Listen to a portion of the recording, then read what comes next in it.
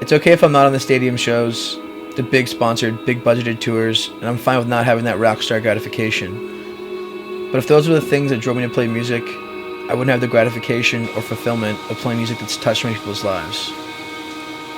When someone messaged me on Facebook from the other side of the world, telling me how something I've created has helped them or moved them in some positive way, it makes me realize exactly why I'm doing this. I always thought the coolest thing when we first started was how bands were so eager to help us. We would make bets runs with the band over MySpace and book a tour. I'll never forget that Liferuiner was only made possible because of the help of other hardworking bands. That's something I'll take with me through the entirety of this band. I always want to be there to help a band that cares as much as we do, no matter how big or how small. Tons of record labels listened to our new record, and almost every single one of them said the same thing.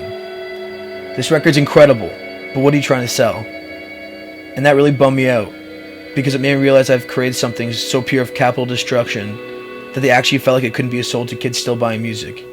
I mean, give these kids some credit. You know, I guess I never really found my favorite bands because of record labels anyways, not because they told me to listen to them. It was digging around those record stores or finding these bands on poorly maintained MP3 websites that made it more awesome of a listen.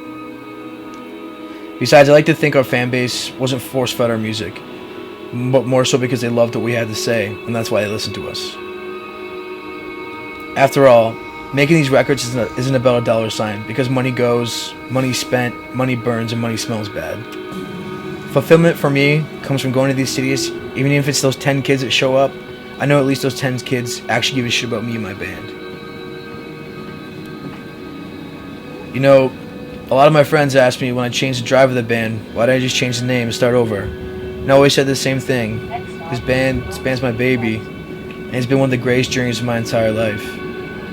A lot of everything that's happened, regardless of it being positive or negative, has shaped me to the man I am today. I'm so proud I could take a band and rebrand it and make it something more of an inspiring outlook that isn't just spreading mindless hate. A lot of people in life will try and sell you something. Most people actually. But I think the most honest thing you'll ever get is someone singing you a song and giving it to you for free because they want you to feel something they felt. Because they want you to connect to something they've connected to. Because they want you to feel in some shape or form that they made you happy, that they made you feel anything.